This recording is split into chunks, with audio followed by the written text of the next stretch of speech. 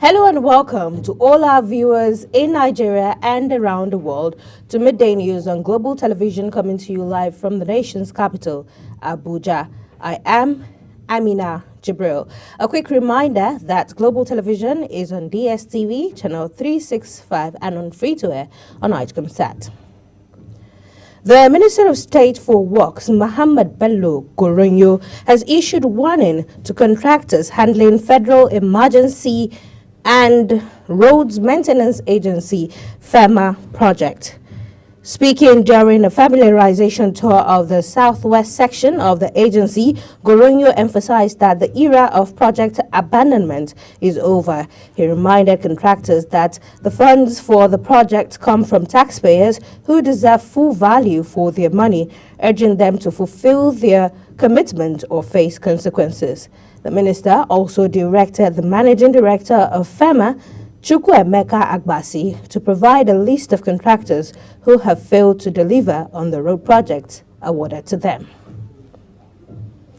The Federal Capital Territory Police Command says it has impounded 296 vehicles for violation of the directive on tinted glasses, driving with only one number plate, and the use of concealed or defaced number plates. FCT Police Commissioner Diso Olatunji stated this while addressing journalists in Abuja. Kike Lomo Okere has the details. Commissioner of Police Olatunji Diso says the command is focused on intensifying efforts to combat crime, particularly vandalism, in the nation's capital, noting that the operations have foiled 5 one-chance robbery, rescuing 3 victims who were abducted by the criminal elements. Another arrest of suspect for criminal conspiracy and robbery, one chance. On November 25, 2024, at about 10 p.m., police operatives arrested 2 suspects, Udoka Obiyo and Moses Anogwa, in Ugwa village for involving in robbery, conspiracy, popularly known as one chance. Investigation revealed their active participation in targeting residents and commuters. Efforts are underway to arrest other associates that escaped. The police command also stated that it arrested one Emmanuel Linus for impersonating the Nigerian Army. The suspect was apprehended on November 30, 2024 in full Nigerian Army camouflage. However, the suspect confessed to the crime which he was accused of. During initial interrogation, Linus pretended to be a military officer. He had an ID card and the date of birth, everything muddled up, raising suspicion.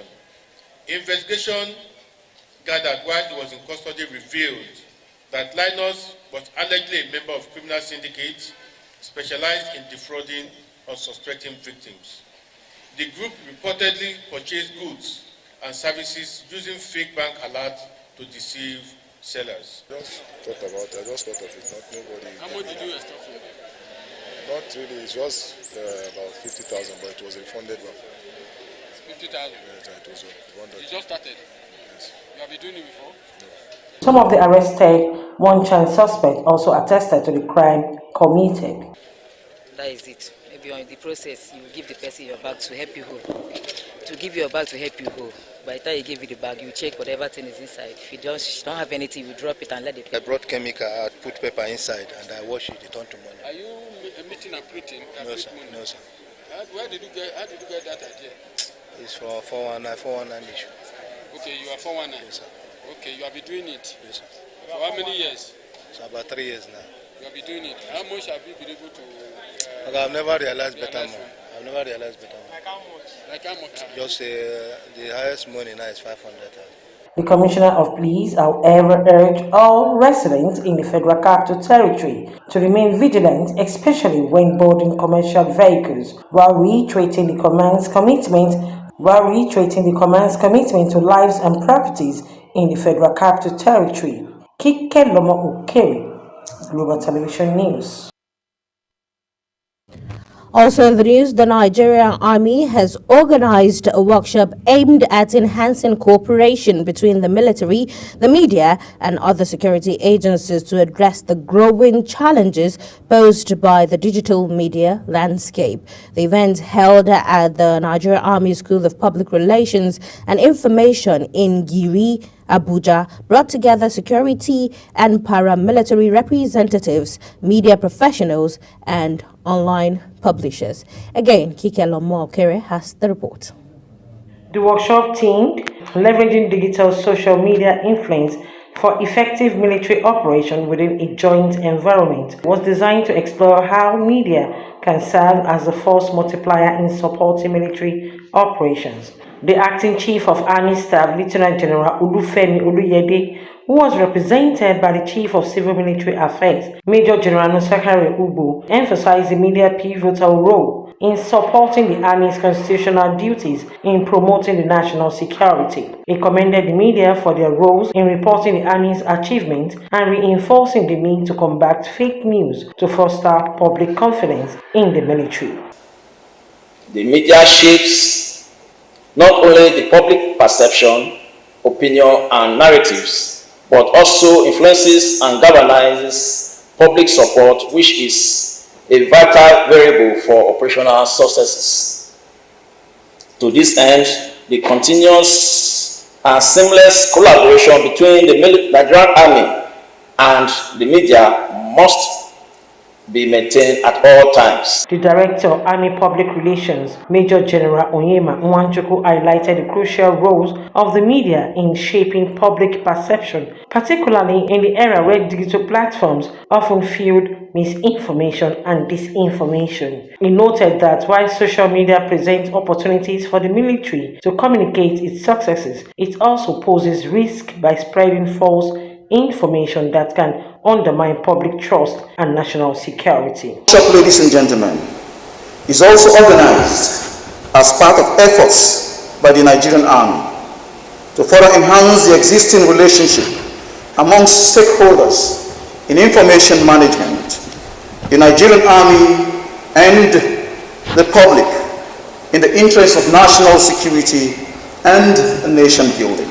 The Commandant, Nigerian Army of Public Relations and Information, Lieutenant General Adamu Ngude, announced his plans to modernize NASPRI, transforming it into a world-class institution aimed at equipping Army personnel with advanced skills to navigate modern media challenges. He says the workshop is aimed to strengthen the partnership between the military and the media to foster understanding, improve information management, and craft positive narrative to back national security efforts.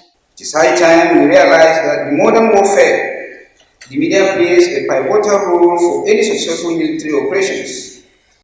This is because the media space has become the ultimate decider of who wins or loses the war. Therefore, the need to always collaborate with media for successful military operations becomes paramount for promoting the right narrative and messaging. The workshop elaborates the importance of seamless collaboration between the Nigerian Army and the media in achieving national security goals. Kike Lomo-Okere, Global Television News.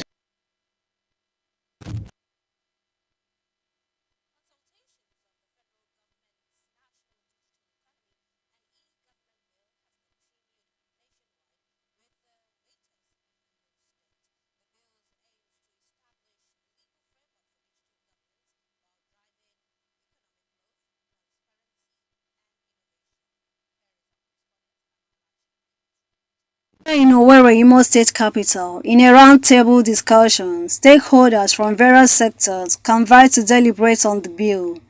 Presenting an overview of the bill, Digital Economy Legal Consultant Chukwudi Chimezie emphasized that the bill aims to ensure economic transformation and digital access for all, with potential to increase access to government services as well as protect privacy and security. And the National Assembly, in their wisdom, they said this bill has to go round Nigeria and the FCT to ensure that everybody's input is taken, everybody's consideration is taken.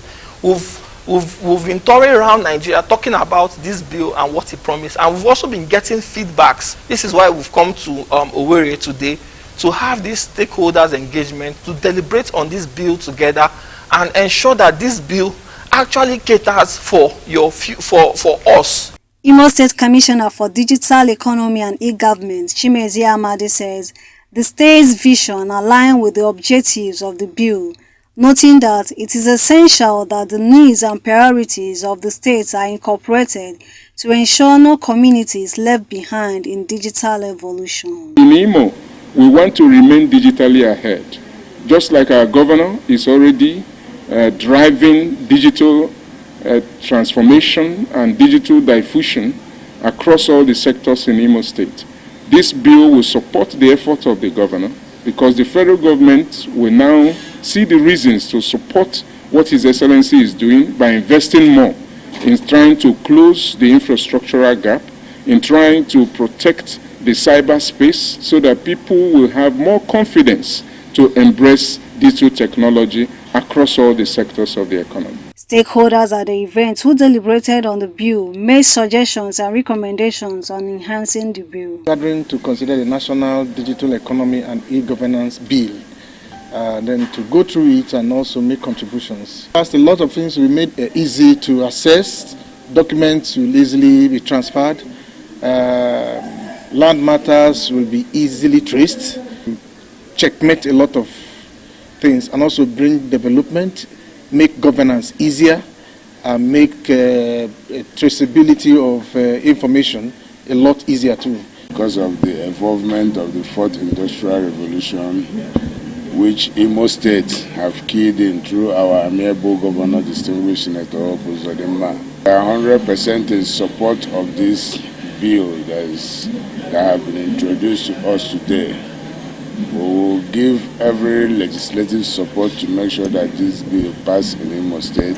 Stakeholders in Imo State remain optimistic that their contributions will shape a comprehensive and impactful policy. From Owerri, Amarachi Ibe, reporting for Global TV News.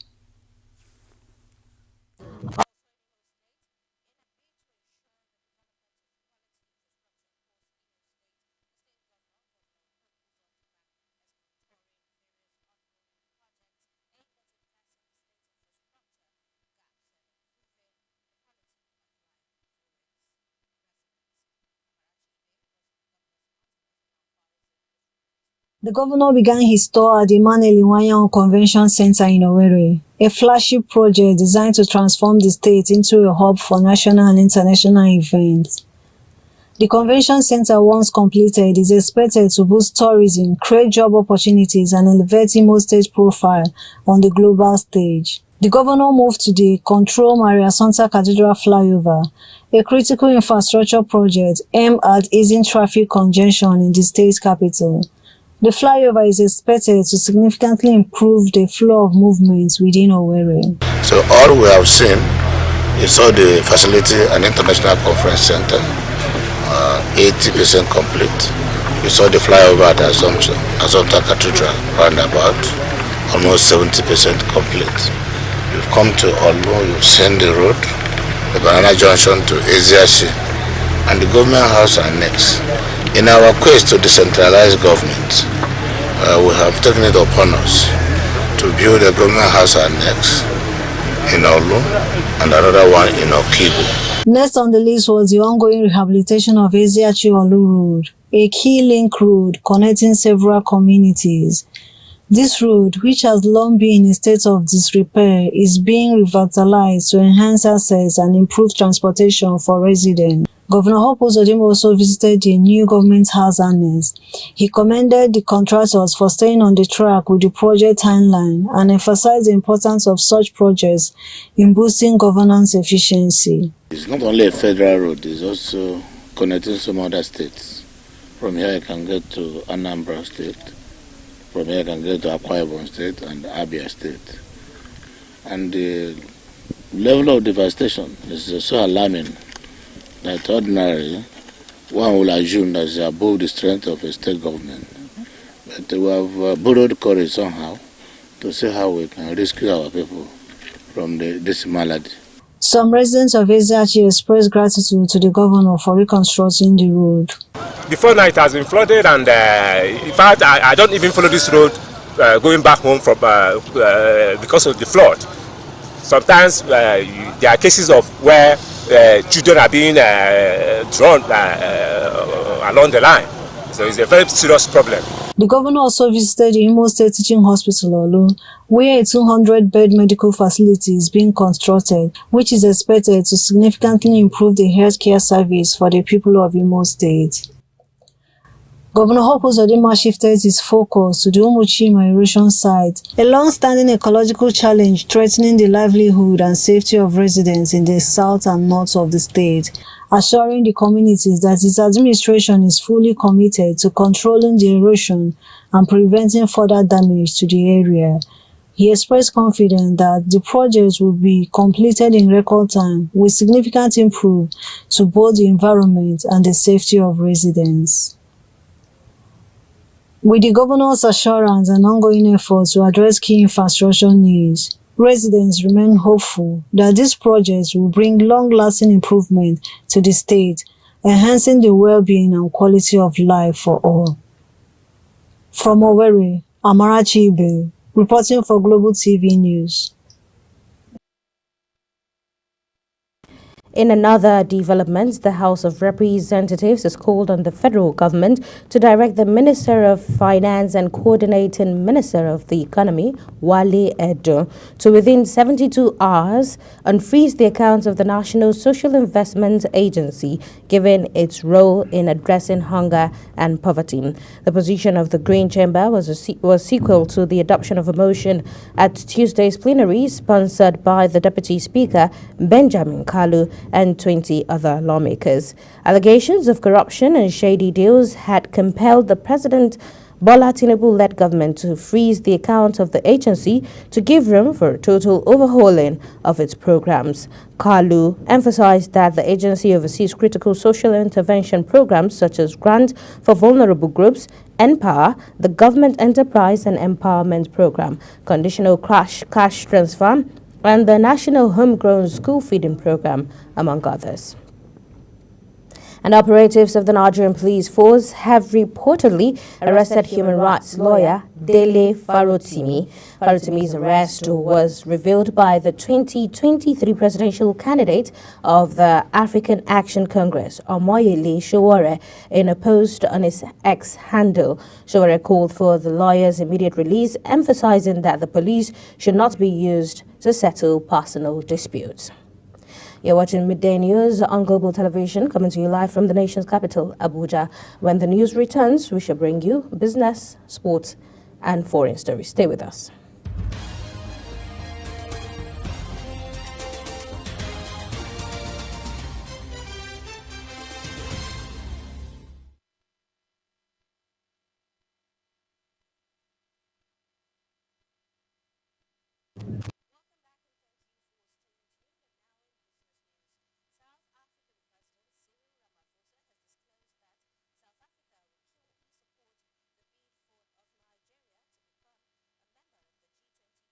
Of the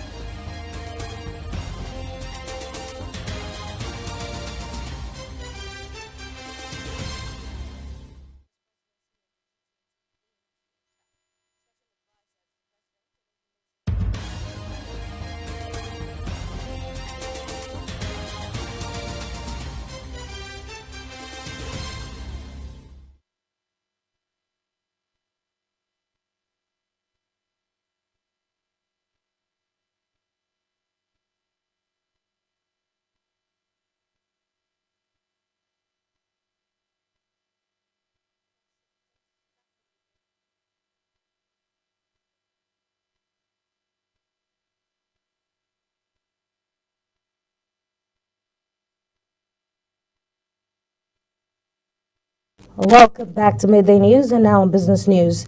South African President Cyril Ramaphosa has disclosed that South Africa will clearly support the bid of Nigeria to become a member of the G20 Club of the world's economies.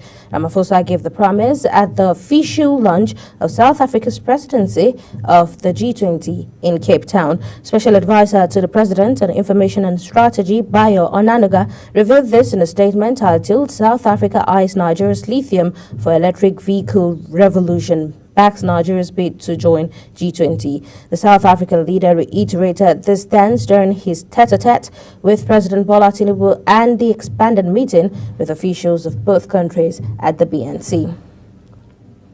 And the Nigeria Customs Service has initiated a collaboration with the Independent Petroleum Marketers Association of Nigeria, IPMAN, to tackle petrol smuggling out of the country.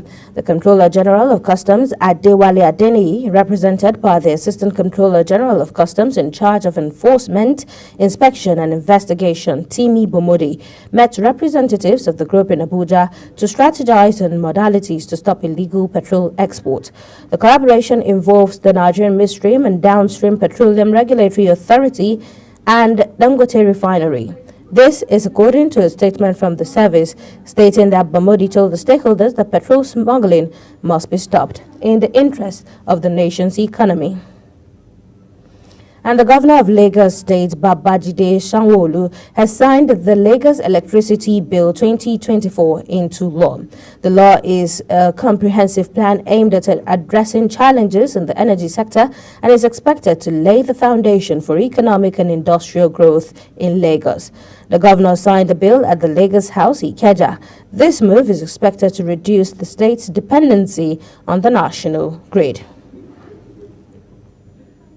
And the Petroleum and Natural Gas Senior Staff Association of Nigeria has confirmed that the Port Harcourt refinery, with a production capacity of 60,000 barrels per day, is operational and currently producing various refined petroleum products, including diesel, kerosene, and petrol. The information was provided by the association's national president, Festus Osifo, during the association's National Executive Council meeting in Abuja, dispelling any doubts about the refinery's operation.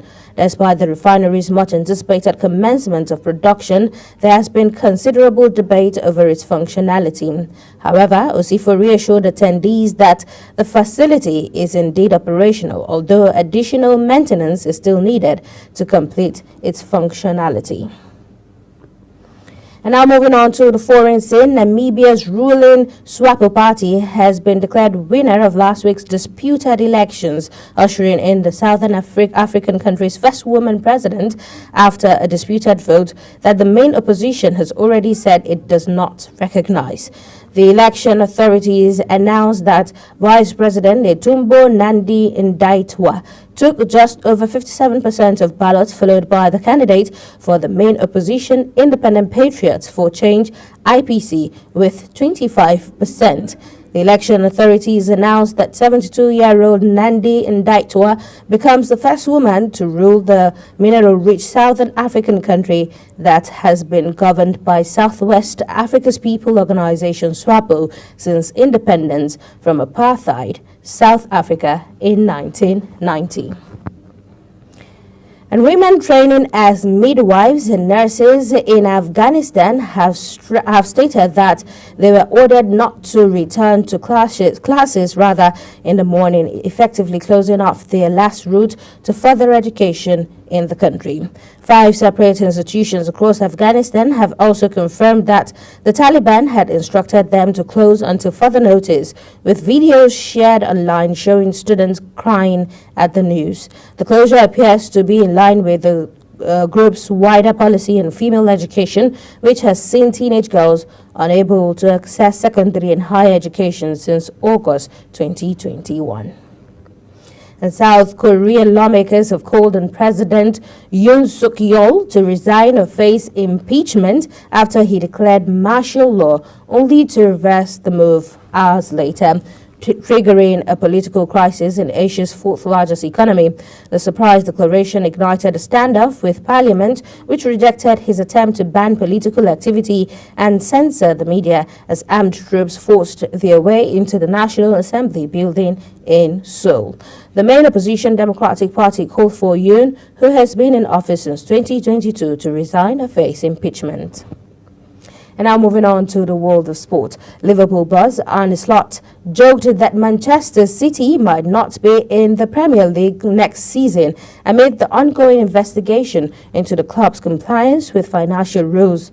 Liverpool defeated City 2-0 on Sunday to go 9 points clear of second-place Arsenal, while Pep Guardiola's side is without a win in 7 straight matches. The Manchester-based club, which has won 6 out of the past 7 Premier League titles, is facing 115 charges related to the alleged breaches, and if found guilty could face severe punishment, including the possibility of relegation from the English top flight. Slot's comments came in response to a question about Mohamed Salah's Liverpool future after the Egypt international said Sunday's 2-0 win over City could be the last time he faces Pep Guardiola's side at Anfield. And that's it on Midday News on Global Television, and came to you live from the nation's capital, Abuja. A quick reminder that Global Television is on DSTV channel 365 and Star Times channel 276 and free to air on Nightcomsat. Kindly follow us across all social media platforms now showing on your screen using @GlobalTV NG. I am Amina Jibril. Thanking you for watching and have a good afternoon.